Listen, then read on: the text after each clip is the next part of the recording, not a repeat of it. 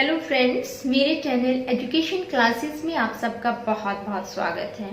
Friends, अगर आपको मेरी वीडियोस अच्छी लगती हैं तो प्लीज मेरी वीडियोस को लाइक कीजिए और मेरे चैनल को सब्सक्राइब कीजिए। जैसे ही आप चैनल को सब्सक्राइब करेंगे, साथ में एक छोटा सा बेल आइकन आएगा, उसे जरूर प्रेस कीजिएगा ताकि आपको मेरी हर वीडियो का नोटिफिकेशन मिल सके।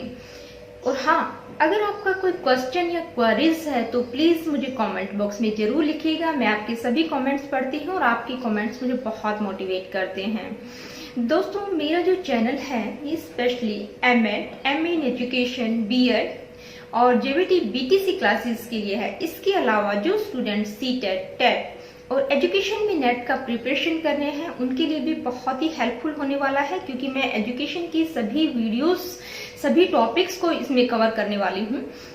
तो देरी किस बात की, जल्दी से मेरे चैनल को सब्सक्राइब कीजिएगा। और अब स्टार्ट करते हैं आज का topic. So friends, in today's lecture we will talking about operant conditioning theory. This is the chapter of learning. This is the very important theory included in this chapter, learning. So guys, first let me tell you about the topics which I have explained from the chapter learning. देखिए कौन कौन से chapter हैं learning के जो मैं आप लोगों को करवा चुकी हूँ। मैं एक बार आप लोगों को उसका ओवरव्यू देना चाहूंगी। कॉन्सेप्ट ऑफ लर्निंग, जिसमें हमने डिस्कस किया था मीनिंग, डेफिनेशंस एंड कैरेक्टरिस्टिक्स। उसके बाद नेक्स्ट वीडियो में हमने किया था types of learning styles. After that factor affecting learning. उसके बाद लर्निंग थ्योरीज, जिसमें हमने बिहेवियरिज्म, कॉग्निटिविज्म और कंस्ट्रक्टिविज्म को डिटेल में डिस्कस किया था। उसके बाद ट्रायल एंड एरर थ्योरी, या इसको कनेक्शनिज्म या एसआर बोन्ड थ्योरी के नाम से भी जाना जाता है, जो दी गई है थॉर्नडाइक के द्वारा। उसके बाद हमने किया था insight theory of learning. Next classical conditioning theory. तो ये 7 टॉपिक्स हम डिस्कस कर चुके हैं और आज की इस वीडियो में हम ऑपरेंट कंडीशनिंग थ्योरी को डिटेल में डिस्कस करेंगे। ऑपरेंट कंडीशनिंग थ्योरी को हिंदी में क्रिया प्रसूत सिद्धांत के नाम से जाना जाता है।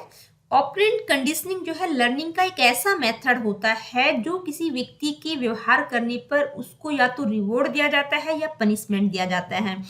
देखिए, हमारे बचपन से लेकर हम अभी तक यही फेस करते हैं कि अगर हम कुछ अच्छा करते हैं तो हमें रिवॉर्ड मिलता है और बुरा करते हैं तो पनिशमेंट मिलता है। और इसी रिवॉर्ड और पनिशमेंट से हमारी लर्निंग होती है कि हमें कौन सा काम करना चाहिए और कौन सा नहीं करना चाहिए। तो एक सिंपल तरीके से इसको समझते हैं कि कोई बिहेवियर है, यानी कि एक प्रकार का बिहेवियर है। हर बिहेवियर के पीछे कोई ना कोई कॉन्सिक्वेंसेज होता है, यानी कि कोई भी व्यवहार जब हम करते हैं तो उसका कुछ ना कुछ रिजल्ट होता है।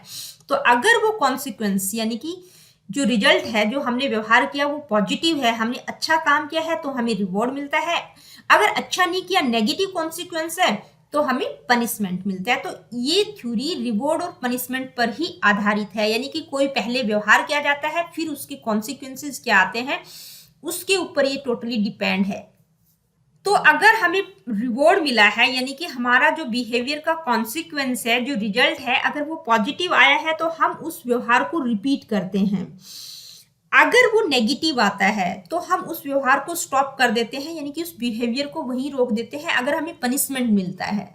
देखिए, बीएफ स्किनर ने इस थ्योरी को दिया है, उनको इस थ्योरी का फादर कहा जाता है और उनकी ये थ्योरी थॉर्नडाइक के लॉ ऑफ इफेक्ट पर आधारित है। देखिए, थॉर्नडाइक ने जो ट्रायल एंड एरर थ्योरी दी थी उसमें हमने उनकी 3 लॉज को डिटेल में पढ़ा था।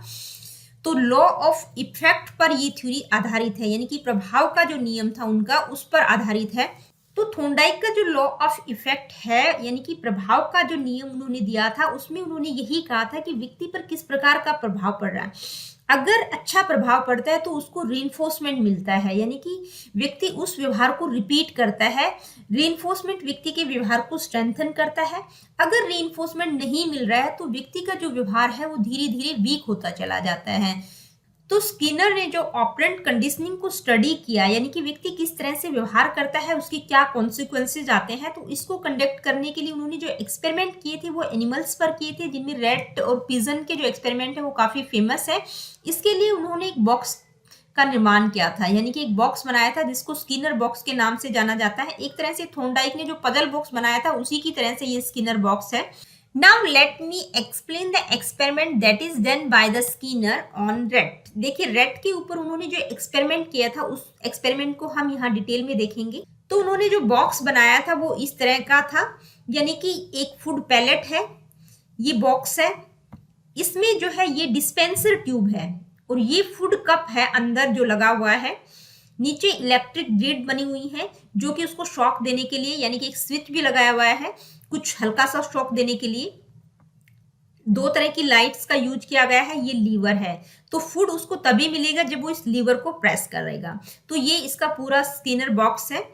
तो आइए देखते हैं वो कौन सा एक्सपेरिमेंट था जो उन्होंने रेट पर किया था। वैसे अगर मैं आप लोगों को बता दूं कि बीएफ स्किनर के द्वारा जो है ऑपरेंट कंडीशनिंग को कंडक्ट करने के लिए बहुत सारे एक्सपेरिमेंट एनिमल्स पर किए गए थे, लेकिन उनका रेट और पिजन का जो एक्सपेरिमेंट है वो काफी फेमस है।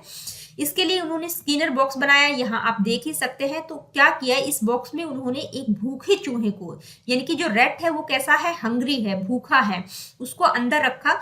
उसको जैसे ही अंदर उस बॉक्स के अंदर डाला जाता है तो वो चारों तरफ एक्सप्लोर करता है, यानी कि इधर उधर घूमता है। तो अचानक उसका जो है उसको एक लीवर दिखाई देता है और वो उस लीवर को प्रेस कर देता है। तो जैसे ही प्रेस करता है तो इस फूड पैलेट से जो है उसको इस फूड कप में फूड मिल जाता है, यानी कि उसको फूड मिलता है जैसे ही वो लीवर को प्रेस करता है। तो अपनी भूख को वो मिटा लेता है। दोबारा से जब उसको फिर भूख लगती है तो फिर से वो एक्सप्लोर करता है, इधर उधर घूमता है और अचानक से फिर उसका पैर लीवर पर पड़ता है और उसको दोबारा से फूड मिल जाता है। तो ये जो प्रक्रिया है 4, 5, 6 काफी बार दोहराई गई। तो एक टाइम के बाद क्या हुआ कि चूहा जो है इस पूरी प्रोसेस को समझ गया। वो मतलब सीधा जाता है, लीवर को प्रेस करता है, जैसे ही लीवर को प्रेस करता है तो उसको जो है रिवार्ड के रूप में क्या मिलता है, फूड मिल जाता है। तो देखिए ये एक्सपेरिमेंट क्या शो करता है, इस एक्सपेरिमेंट में क्या एक्सप्लेन किया गया है कि इफेक्ट्स ऑफ पॉजिटिव रीइंफोर्समेंट। तो पॉजिटिव रीइंफोर्समेंट उसको कैसे मिल रहा है, सबसे पहले क्या करता है, जैसे वो लीवर को प्रेस करता है, यानी कि कोई बिहेवियर वो करता है, उसके बाद उसको रिवॉर्ड मिलता है। यानी कि पहले बिहेवियर किया जाता है, उसके बाद उसका कॉन्सिक्वेंसेस के रूप में उसको क्या मिलता है, रिवॉर्ड मिलता है। रिवॉर्ड क्या है, उसको फूड मिल जाता है। तो फूड एक तरह से उसके लिए पॉजिटिव रीइंफोर्समेंट का काम कर रहा है। तो इस एक्सपेरिमेंट के द्वारा स्किनर ने नेगेटिव रीइंफोर्समेंट को भी एक्सप्लेन किया है। तो नेगेटिव रीइंफोर्समेंट को उन्होंने किस तरह से एक्सप्लेन किया है, तो उन्होंने क्या किया कि चूहा भूखा नहीं है, फिर भी जब वो इस बॉक्स में डेस्परेटली इधर उधर घूम रहा है तो उसको एक इलेक्ट्रिक शॉक दिया जाता है।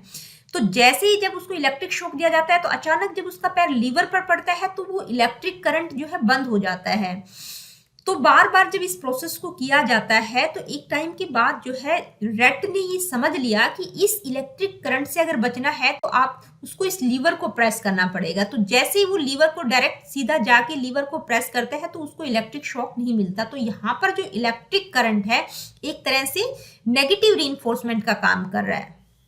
तो यहाँ स्किनर जो है ये एक्सप्लेन करना चाह रहे हैं कि नेगेटिव रीइंफोर्समेंट के द्वारा भी व्यक्ति के व्यवहार की फ्रीक्वेंसी को बढ़ाया जा सकता है, यानी कि व्यक्ति के व्यवहार को शेप दी जा सकती है। तो यहाँ जो रैट है वो इलेक्ट्रिक करंट से बचने के लिए बार बार अच्छे व्यवहार को कर रहा है, यानी कि बार बार लीवर को प्रेस कर रहा है ताकि वो इलेक्ट्रिक करंट से बच जाए, कोई भी ऑपरेंट रिस्पॉन्स वो कर रहा है। और जब इलेक्ट्रिक करंट पूरी तरह से बंद हो जाएगा तो वो एक तरह से उसके लिए रिवॉर्ड का काम करेगा। तो नेगेटिव रीइंफोर्समेंट के द्वारा भी किसी भी व्यक्ति के व्यवहार को शेप दी जा सकती है। देखिए ये एक्सपेरिमेंट उन्होंने रैट पर किया था। इसके अलावा स्किनर के द्वारा जो है पिजन्स पर भी एक्सपेरिमेंट किए थे। तो पिजन्स को भी उन्होंने एक प्रकार का ऑपरेंट बिहेव करना सिखाया था। तो इस एक्सपेरिमेंट को हम जो पिजन पर किया था उसको हम नहीं कर रहे हैं, ये मैं जस्ट आप लोगों की नॉलेज के लिए बता रही हूँ कि पिजन का जो एक्सपेरिमेंट था वो भी उनका काफी फेमस था। उसमें भी वो पिजन को एक प्रकार का व्यवहार करना सिखाते हैं, यानी कि ऑपरेंट बिहेवियर वो करना सिखाते हैं। तो अब इस थ्योरी में हम आगे बढ़ते हैं। देखिए इस थ्योरी में कुछ मेन कंपोनेंट्स की बात की गई है, उनको हम समझेंगे। तो इस थ्योरी में जो 2 मेन टर्म्स हैं, प्रिंसिपल टर्म्स हैं, रीइंफोर्समेंट और पनिशमेंट, उस पर बहुत ज्यादा फोकस किया गया है। तो उन दोनों ही टर्म्स को हम डिटेल में समझेंगे।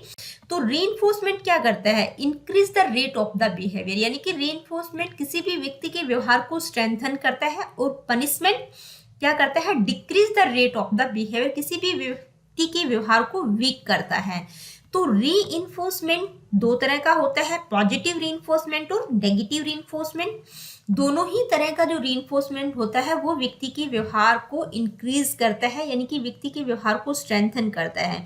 जबकि पनिशमेंट भी 2 तरह का होता है, पॉजिटिव पनिशमेंट और नेगेटिव पनिशमेंट। दोनों ही तरह का पनिशमेंट जो है किसी भी व्यक्ति के व्यवहार को डिक्रीज करता है, वीक करता है। तो दो प्रिंसिपल टर्म्स जो यूज की गई है, रीइंफोर्समेंट और पनिशमेंट, इन दोनों को ही अब हम डिटेल में समझेंगे। तो सबसे पहले हम रीइंफोर्समेंट को समझते हैं। रीइंफोर्समेंट क्या होता है?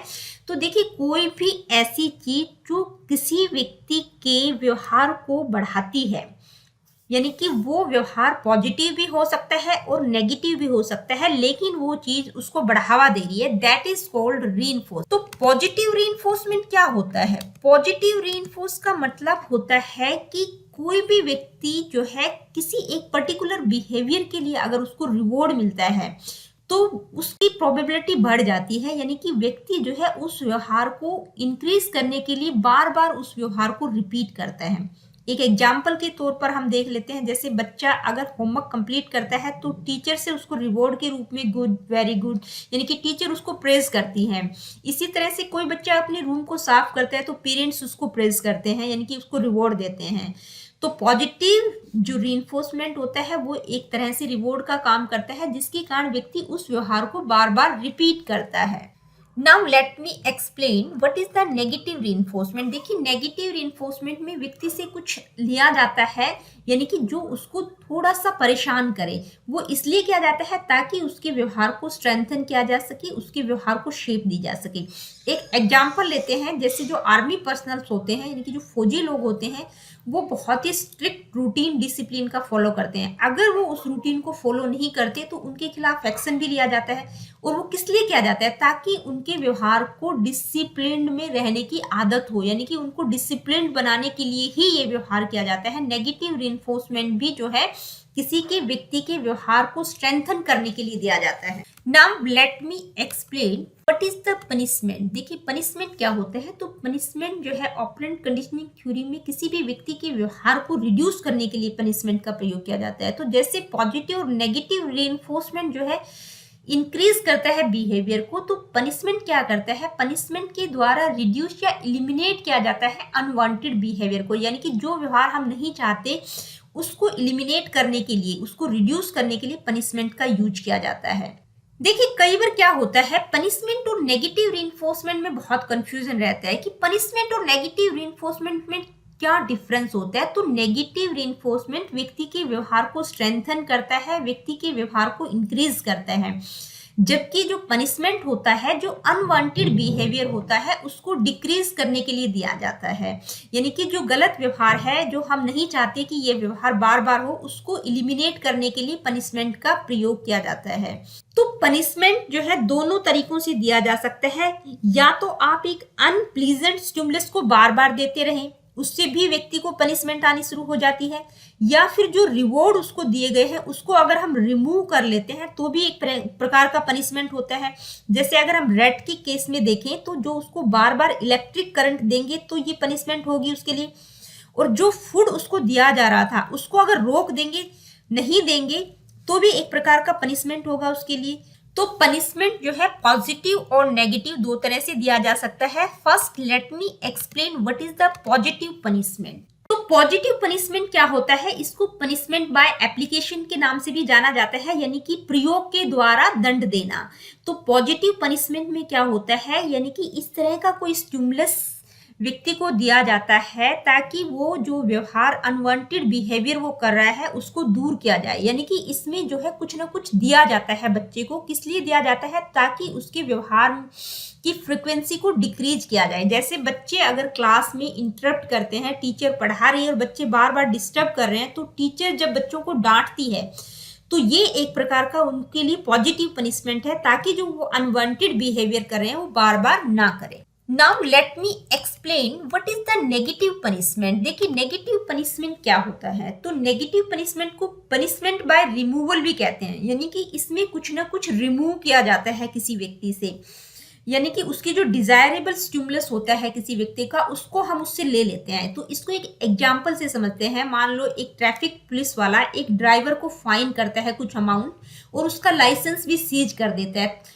क्यों करता है? क्योंकि वो ट्रैफिक रूल जो है फॉलो नहीं कर रहा था, इसलिए उसका लाइसेंस भी ले लिया, यानी कि उससे रिमूव कर लिया, और उसको कुछ फाइन भी किया, यानी कि उसको कुछ पैसे भी देने पड़े। तो ये क्या है? ये एक प्रकार का नेगेटिव पनिशमेंट है, यानी कि पनिशमेंट बाय रिमूवल। कुछ चीज ले लेना किसी से, उसकी जो डिजायरेबल स्टिमुलस है उसको ले लेना, हटा लेना, रिमूव कर लेना। आई होप कि आप लोगों को रीइंफोर्समेंट और पनिशमेंट का जो डिफरेंस है वो क्लियरली पता चल गया होगा। अब मैं आप लोगों को एक टर्म क्लियर करना चाहूंगी कि पॉजिटिव रीइंफोर्समेंट और पॉजिटिव पनिशमेंट दोनों में क्या होता है, कुछ ना कुछ ऐड किया जाता है। क्या ऐड किया जाता है? कोई भी stimulus, add stimulus to the environment. और पॉजिटिव रीइंफोर्समेंट क्या करता है? व्यक्ति के व्यवहार की फ्रीक्वेंसी को इंक्रीज करता है। पॉजिटिव पनिशमेंट में भी कुछ स्टिमुलस को ऐड किया जाता है, यानी कि उसको कुछ दिया जाता है ताकि उसका जो अनवांटेड बिहेवियर है वो डिक्रीज हो जाए। इसमें क्या होता है, फ्रीक्वेंसी जो होती है बिहेवियर की उसको डिक्रीज करने के लिए पॉजिटिव पनिशमेंट दिया जाता है। और नेगेटिव रीइंफोर्समेंट और नेगेटिव पनिशमेंट में क्या होता है, कुछ ना कुछ स्टिमुलस को रिमूव किया जाता है दोनों में। लेकिन जो नेगेटिव रीइंफोर्समेंट होता है उसमें रिमूव स्टिमुलस इसलिए किया जाता है ताकि व्यक्ति के व्यवहार की जो फ्रीक्वेंसी है उसको इंक्रीज किया जा सके, उसके व्यवहार को स्ट्रेंथन किया जा सके। और नेगेटिव पनिशमेंट में जो कुछ स्टिमुलस को रिमूव किया जाता है वो इसलिए किया जाता है ताकि उसके व्यवहार की फ्रीक्वेंसी को डिक्रीज किया जा सके, यानी कि उसका जो अनवांटेड बिहेवियर है उसको रोका जा सके। उसके लिए कुछ ना कुछ उससे रिमूव किया जाता है, लिया जाता है। देखिए, इस थ्योरी में स्किनर ने दो तरह के बिहेवियर्स की बात की है। एक है रिस्पोंडेंट और दूसरा है ऑपरेंट बिहेवियर। तो रिस्पोंडेंट बिहेवियर क्या होता है? वो बिहेवियर जो ऑटोमेटिकली और रिफ्लेक्सिवली होता है, यानी कि इनवॉलेंट्री बिहेवियर होता है जिस पर व्यक्ति का कंट्रोल नहीं होता। जैसे फूड को देखकर डॉग के मुंह से सैलिवेशन का होना, जैसा कि हमने क्लासिकल कंडीशनिंग थ्योरी में पढ़ा था, वो इनवॉलेंट्री बिहेवियर होता है। लेकिन स्किनर ने जो है ऑपरेंट बिहेवियर पर ज्यादा फोकस किया है, यानी कि जो हम अपने कॉन्शियस कंट्रोल में रहकर करते हैं, यानी कि जो हमें पता है कि इसका जो इन्फ्लुएंस है वो फ्यूचर में किस तरह का रहेगा। तो ये एक प्रकार का वॉलंटरी एक्शन होता है जो हम अपनी मर्जी से करते हैं। Now let me explain schedules of reinforcement. देखिए, शेड्यूल ऑफ रीइंफोर्समेंट का मतलब होता है कि रीइंफोर्समेंट किस तरह से दिया जाना चाहिए, उसके रूल क्या होने चाहिए, टाइम टू टाइम या कुछ नंबर ऑफ रिस्पॉन्सेज के बाद उसको दिया जाना चाहिए। तो दो तरह के रीइंफोर्समेंट की बात उन्होंने की है, कॉन्टिन्यूस और पार्शियल। तो कॉन्टिन्यूस रीइंफोर्समेंट में क्या होता है, किसी भी व्यक्ति की हर रिस्पॉन्स के बाद उसको रीइंफोर्समेंट दिया जाता है। यानी कि जैसे ही बच्चा कोई रिस्पॉन्स देता है तो टीचर उसको बार बार yes, very good, nice, excellent, हर रिस्पॉन्स पर उसको रीइंफोर्समेंट देना। देखिए, नेक्स्ट है पार्शियल रीइंफोर्समेंट। पार्शियल का मतलब भागों में रीइंफोर्समेंट देना, यानी कि कुछ टाइम पीरियड या कुछ पर्टिकुलर टाइम या नंबर ऑफ रिस्पॉन्सेज के बाद उसको रीइंफोर्समेंट दिया जाता है। तो ये जो रीइंफोर्समेंट होता है ज्यादा फायदेमंद होता है। इसको एक बार मैं आप लोगों को क्लियर करती हूँ। देखिए, पार्शियल, इंटरवल और रेशियो दो तरह से दिया जा सकता है। तो इंटरवल का जो संबंध होता है वो टाइम से होता है और रेशियो का होता है नंबर ऑफ रिस्पॉन्सेज से। तो इंटरवल यानी कि फिक्स टाइम इंटरवल के बाद या टाइम को चेंज कर दिया जाता है। तो फिक्स में जैसे हर 5 मिनट के बाद बच्चे को रीइंफोर्समेंट दिया जाता है। लेकिन अगर इसमें क्या होता है, वेरी कर दिया जाता है, टाइम को चेंज कर दिया जाता है, यानी कि पहले 5 मिनट के बाद दिया, फिर 10 मिनट के बाद, फिर 15 मिनट के बाद। इसी तरह से नंबर ऑफ रिस्पॉन्सेज, रेशियो में क्या होता है, कितने अनुपात में, किस रेशियो में उसको रीइंफोर्समेंट दिया जा रहा है, यानी कि कितने रिस्पॉन्स कर रहा है तब उसको रीइंफोर्समेंट मिल रहा है। तो ये भी दो तरह से होता है, एक होता है फिक्स और दूसरा है वेरिएबल। इसको एक और पिक्चर के द्वारा मैं आप लोगों को क्लियर करती हूँ। तो जो रेशियो शेड्यूल होता है वो किस पर बेस्ड होता है, नंबर ऑफ रिस्पॉन्सेज पर, यानी कि दो तरह से होता है, फिक्स्ड और वेरिएबल। तो फिक्स्ड में मान लो हर 5 रिस्पॉन्स के बाद बच्चे को रीइंफोर्समेंट दिया जाता है। वेरिएबल में क्या होता है, नंबर ऑफ रिस्पॉन्सेज को चेंज कर दिया, पहले 5 रिस्पॉन्सेज के बाद दिया, फिर 10 रिस्पॉन्सेज के बाद दिया, फिर 15 रिस्पॉन्सेज के बाद उसको रीइंफोर्समेंट दिया जाता है। तो इस तरह से वेरी कर दिया जाता है। तो यहाँ एक बात ध्यान देनी जरूरी है कि जो इंटरवल शेड्यूल होता है वो टाइम पर बेस होता है और जो रेशियो शेड्यूल होता है वो नंबर ऑफ रिस्पॉन्सेज पर बेस्ड होता है।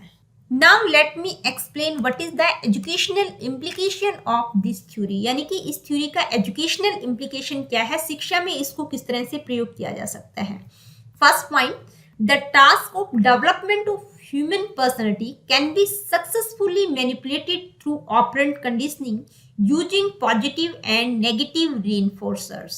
देखिए, इस थ्योरी में जो है रेनफोर्समेंट पर बहुत ज़्यादा फोकस किया गया है, यानी कि रेनफोर्समेंट के द्वारा किसी भी व्यक्ति की पर्सनैलिटी को डेवलप किया जा सकता है।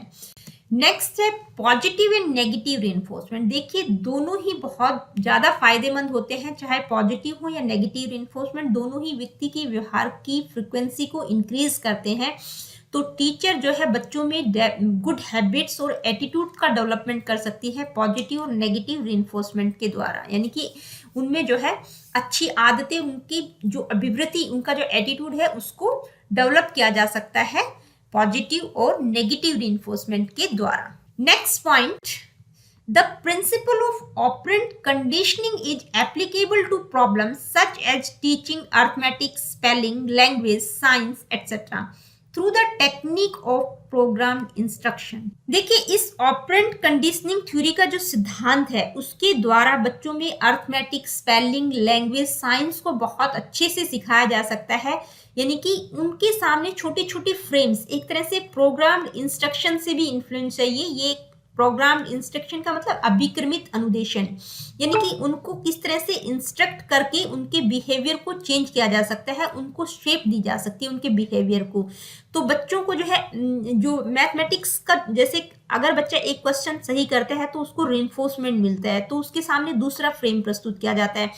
तो एक तरह से प्रोग्राम इंस्ट्रक्शन की टेक्निक का यूज करके बच्चों को अर्थमेटिक, स्पेलिंग, लैंग्वेज, साइंस को सिखाया जा सकता है। नेक्स्ट पॉइंट, देखिए इस थ्योरी में पनिशमेंट की बात भी की गई है, यानी कि पनिशमेंट को अवॉइड किया जाना चाहिए, क्योंकि पनिशमेंट जो है व्यक्ति के व्यवहार की फ्रिक्वेंसी को डिक्रीज करता है। कुछ समय के लिए उसके व्यवहार को दबा देता है, लेकिन इफेक्टिव नहीं होता, लॉन्ग टर्म के लिए ये इफेक्टिव नहीं होता है। तो जो उसका इनएप्रोप्रिएट बिहेवियर होता है किसी भी व्यक्ति का, उसको इग्नोर किया जाना चाहिए, उसको पनिश नहीं किया जाना चाहिए। उसको नेगेटिव रेनफोर्समेंट या पॉजिटिव रेनफोर्समेंट के द्वारा इम्प्रूव किया जा सकता है, लेकिन जो है पनिशमेंट जो है किसी भी व्यक्ति के व्यवहार को कुछ समय के लिए दबा देता है। तो अगर हम उसको जो है इग्नोर करेंगे तो हो सकता है उसका एक्सटिंक्शन, यानी कि विलुप्तीकरण भी हो जाए। धीरे धीरे जो व्यवहार, गलत व्यवहार होता है, उसको अगर इग्नोर किया जाता है तो धीरे धीरे वो खत्म हो जाता है। तो दोस्तों ये थी ऑपरेंट कंडीशनिंग थ्योरी। मैंने इस थ्योरी को काफी डिटेल में एक्सप्लेन किया है। आई होप कि आप लोगों को ये थ्योरी बहुत अच्छे से समझ आ गई होगी। अगर फिर भी आप लोगों के कुछ डाउट्स हैं तो प्लीज मुझे कमेंट बॉक्स में लिखकर जरूर बताइएगा। और अगली वीडियो में हम जो है क्लासिकल कंडीशनिंग थ्योरी और ऑपरेंट कंडीशनिंग थ्योरी में क्या डिफरेंस होता है उसको समझेंगे।